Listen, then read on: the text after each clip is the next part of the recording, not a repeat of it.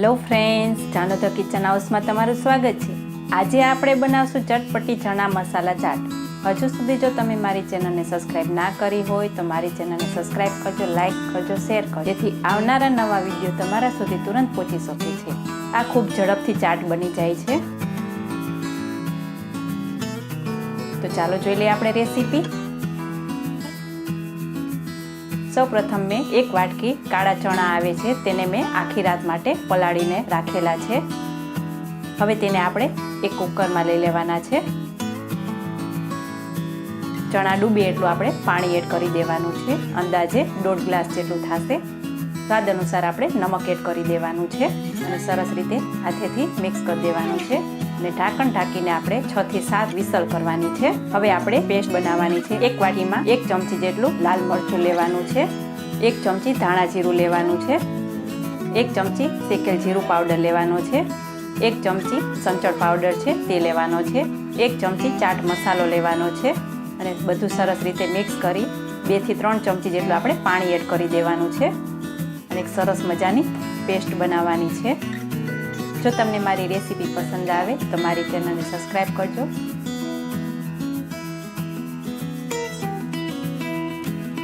હવે આપણે એક પેન લેવાનું છે, તેમાં 2 થી 3 ચમચી જેટલું તેલ લેવાનું છે। તેલ આવી જાય એટલે 1 ચમચી જેટલું જીરું લેવાનું છે, 5 ચમચી જેટલી હિંગ એડ કરવાની છે, ઝીણું સમારેલું લીલું મરચું છે તે લેવાનું છે અને આદુની પેસ્ટ છે તે લેવાની છે અને સરસ રીતે આપણે સાંતળી લેવાનું છે।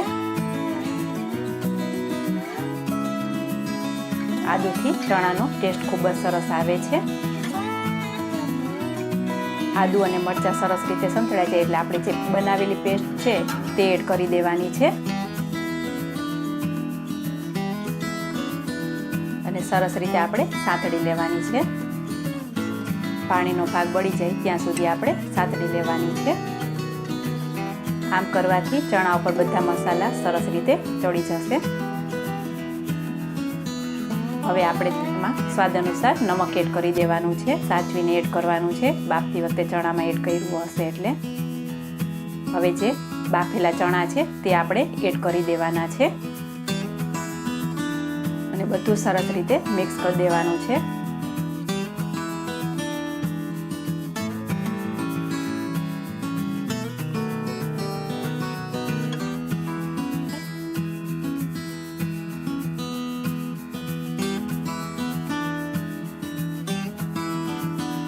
જોઈ શકો છો સરસ રીતે મસાલા ચણા ઉપર ચડી ગયા છે।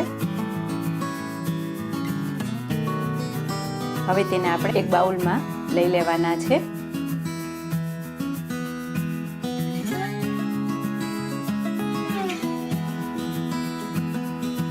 થોડા ઠંડા થાય પછી આપણે તેમાં ઝીણું સમારેલું ટમેટું છે તે લેવાનું છે, ઝીણી સમારેલી ડુંગળી છે તે લેવાની છે,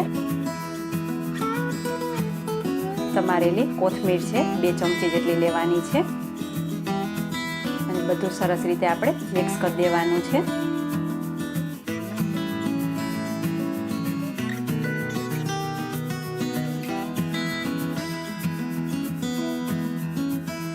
હવે તેમાં 1 લીંબુનો રસ લેવાનો છે તે એડ કરવાનો છે।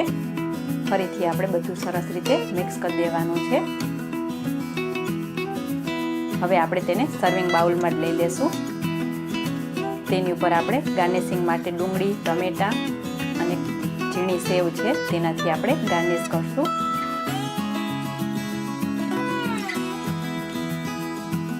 ઉપરથી આપણે થોડીક કોથમીર પણ એડ કરવાની છે। જોતા જ ખાવાનું મન થઈ જાય તેવી ચાટ છે। તો તૈયાર છે મુંબઈની ફેમસ ચના મસાલા ચાટ।